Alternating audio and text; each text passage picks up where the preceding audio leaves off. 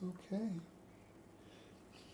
Hi, we're Let's Go Now Adventures, and it's Let's Go Now Live, Season 1, Episode 3.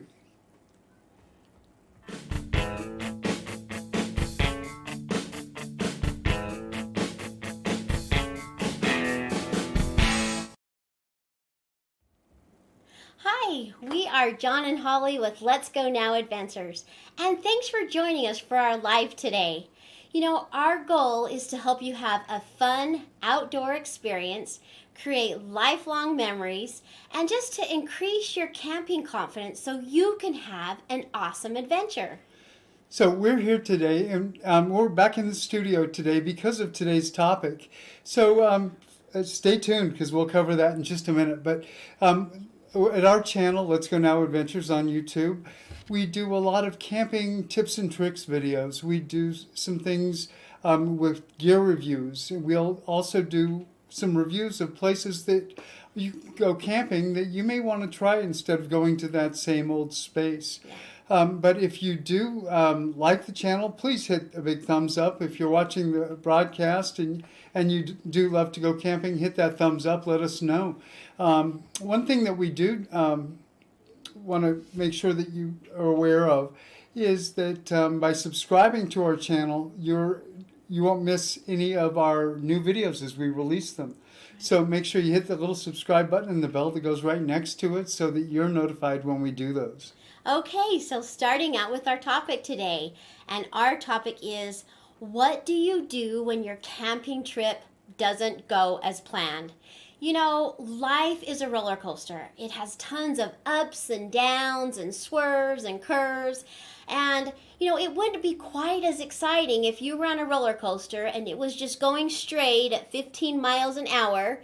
You know, part of it is the ups and downs are just part of this wild, wonderful adventure that we're on. So today we are doing our life from home because our weekend adventure didn't go quite as planned. So let's rewind and let's go back 48 hours. So it was Thursday, and we were getting ready to go camping. I had the day off. We were anticipating this great camping adventure for 3 days to a local state park, just about, 2 hours away from here. So my job during the day was to get everything ready so that when Holly got done with work, we could take off and go. Now, I was stressed trying to get some things done. We were getting all the gear ready so that when she did get off, we could take off. Well, we did. We got the trailer hitched up. We did all the safety checks, and we're on the road finally. We're about ready to go have a great adventure. So, our camping trip took us to east of Salt Lake County, and if anybody's familiar with this stretch of I-80. It's called Parley's Canyon, and we go from about 4,500 feet up to about 9,000 feet in not too many miles. So it's an uphill grind. Any truckers or anybody who's hauled a boat or a heavy trailer up Parley's Canyon know that it can be a bit of a struggle to get up there. So we were plugging away on our trip up Parley's Canyon, doing that climb, struggling like everybody else. And as we got closer to the top and as the engine went into overdrive, it just wasn't responding the way it normally does. And so we finally summited the trip right there, and we were able to coast downhill for a little while. When things flattened back out, I put my foot on the gas, and it didn't sound right.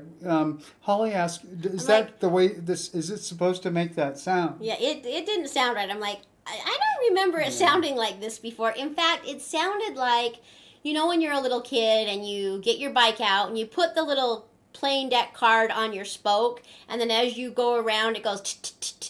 Well, just magnify that by like 100. That's right. No, it was as if there was a guy in the engine with a big wrench that was just banging on the steel. Okay, so magnify it by 1,000. Okay, so we're headed on a 3-day trip, but we are broken down. The engine is making a crazy bad noise. Okay, so we Googled some service shops, and fortunately we found a place that serviced cars just up at the next exit. How lucky is that? It was Burt Brothers. We've used them before. So we kind of just inched the truck along with our flashers on, just going super slow till we could get off the next exit and get to that station. Okay, so we are broken down. Fortunately, we were able to pull off actually behind a 7-Eleven. Now, how do you get that lucky to have a 7-Eleven that can accommodate a trailer for the night?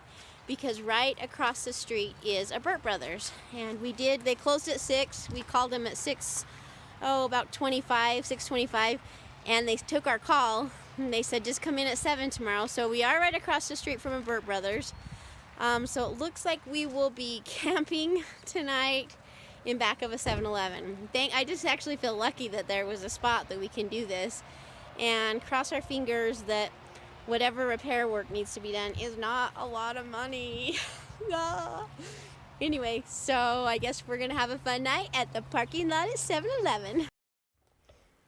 Okay, so now it started raining pretty hard, and Well, go to the video. So we're making our little campground here at Camp 7-Eleven. We're going to make the best of it, and we're going to cross our fingers and pray that the repair work on the truck is not too much money for tomorrow. but for tonight, we're thinking maybe a little dinner and a movie, and so we'll let you know. Okay, so dinner and a movie didn't go quite as planned. We were anxious about what was up with the truck, and to be honest, we were anxious about money concerns and what all this was going to cost us. So, meanwhile, it continued to rain, and it was raining pretty hard, and we noticed that it started leaking inside the trailer. Now, this trailer, it's new to us, but it is 14 years old. So, you kind of anticipate some of those things. So, a few little leaks here. Okay, well, we can get those fixed, we thought. Everything was okay until we went to go to bed. And we got back to the bedroom, and that's where we saw the big leak. And it was right over the bed. However, it was over John's side of the bed, so I was feeling okay. Just kidding. I actually let John sleep on my side of the bed, and I went over to the couch. You must love me. But still, the whole night, we were anxious, we were anticipating, we didn't know what they were going to say, so it was kind of a restless night's sleep. We didn't really get that good of a sleep. Because we were anticipating, we couldn't help but wonder, was it something little and we could be on our adventure in no time, or was it a big deal? And so we didn't sleep very well, but we were up early that next morning and waiting for Burt Brothers when they opened the shop so that we could take the car in, turn the key over, and have it diagnosed. Well, we went back to our little Camp 7-Eleven, and we waited minute by minute by minute, which turned into hour by hour, and then finally my phone rang. And John, what are the 5 things that you never want to hear when you're out on an RV travel adventure? That would be, you need a new engine. Oh, blast. That's right. Both of us were just devastated. It hit us like a kick in the gut. When both of us were done crying, we were going, well, what are our options and what can we do? And the good folks at Burt Brothers were good enough to explore some options, and they said they'll get back to us. And so, we didn't know what to do. Our plans were definitely changed. So that kind of leads us into our topic. We are not trying to discourage you from going out to having a wonderful adventure. This is life. Things happen. So we have put together a few tips to hopefully help you as you go on your adventure and things don't go as planned. When you go camping, sooner or later, things are not going to go as planned. Now, most of the time, they're not going to be anything as severe as what we went through this last weekend.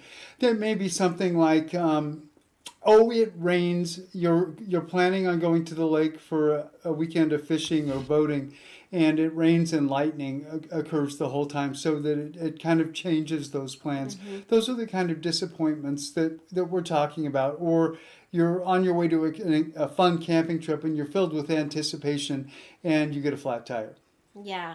So I think starting out would be to just kind of keep your cool, evaluate the situation, and from then on, you can actually explore some options as to where to go. That's right. And, with whoever is the leader of your group. And when Holly and I take people camping, it's typically we get turned to as the leaders. Well, it's the leader's responsibility to take a step up, level up, and say, I'm kind of controlling the situation, because everybody else will take on the attitude of the leader. So it's important for the leader to say, okay, this is what it is. We can't control this, but we're going to make the best of it, and we're going to move on, and we'll take a look, and we've had a change of plans. So where are we going to go from here? Whatever we're going to do, we're going to make it fun. Right. Another thing is, go ahead, acknowledge your disappointment, and, there may be some anger. Those are real feelings, so those are gonna happen, and it's important that you do feel those, but not to let those feelings determine what the rest of your vacation is going to be like. Acknowledge them, deal with them, and then move on. And then you can start, once you calm down, you can start to help figure things out as to what's going to work for you. You're going to be in nature, you're out camping, there's always going to be something fun that you can do. It may not be what you planned, but it'll still be great.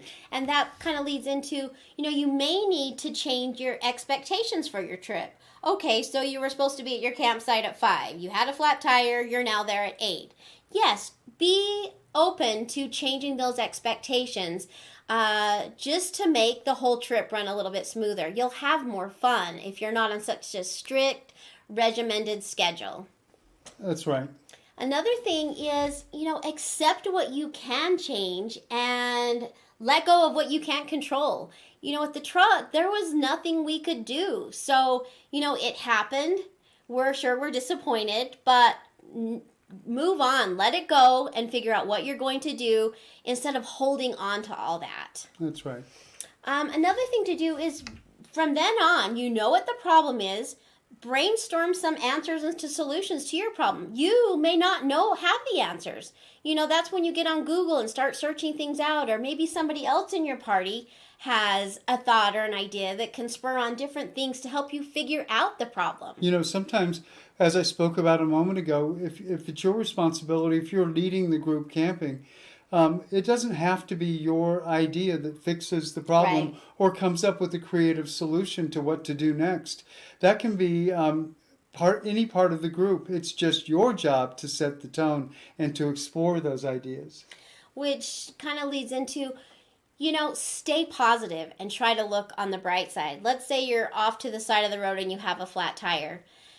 There's not really a bright side to that, but maybe while, one of you is fixing the tire, you can take the kids and go for a picnic just off to the side of the road. It's always about making the best of a bad situation and trying to turn that situation around. That's right. Which is kind of about being flexible. Now, we build in flexibility to our schedule. You spend so much time planning your camping trip, making sure you brought this and did that and did this.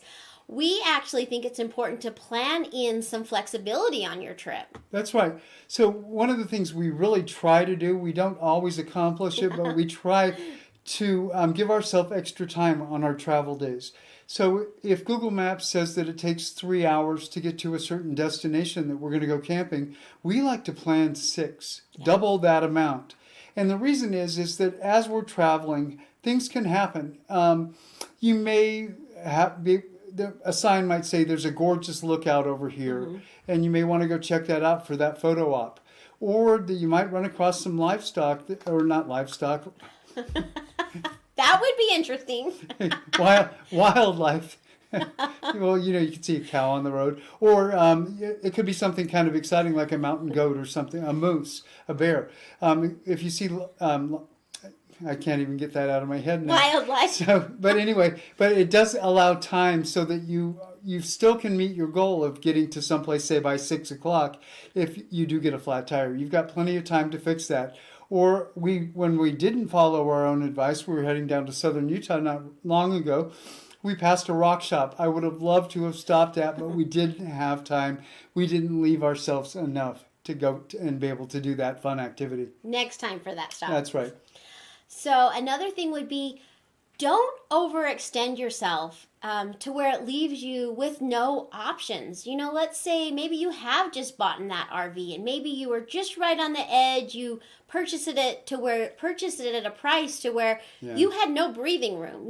Especially when you get an RV, you find that there are so many other things that you need or things that come up. But if you've extended yourself so far price-wise that you don't have time to fix things when they're needed, or when you get to your destination, you can't go out and do anything because you don't have any extra money. I think it's so important to have those things kind of built in and know kind of what your limits are so you haven't just maxed out your limit. That's right. Give yourself a little bit of, say, financial headroom so that you can get those things that you need to really enjoy your camping experience, or that you're prepared in case something does go wrong. And then if it does go wrong, think about transforming your disappointment into action. Okay, so what are you going to do? Just go lay down and take a nap because you're so upset and what the heck? No, it's about making the most of it and trying to turn that situation around and putting a plan into action. Okay, so what are we going to do now? We could do this, we could do, by having a plan, it gives you options and it's going to make everything not only more smooth, but more fun and enjoyable. That's right. And then, like I said before, on our lives, we try to end it on kind of a more personal note. And I think it's just bringing it full circle. Life is so unpredictable. And it's all about embracing the adventure and trying to really keep things into perspective. So Holly and I both, in our jobs, in our real world life, we both have jobs that we deal with cancer patients. And in Holly's case, she doesn't see those patients until they're sick, until they have cancer. And in mine, we deal with people seeking care for cancer.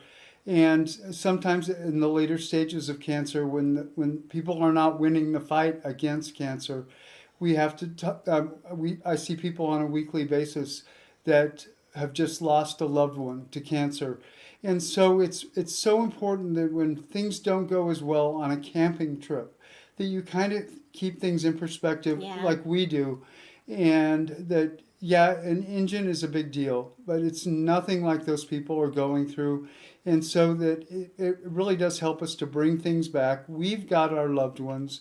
We've got our memories. We're together. We're spending time outside.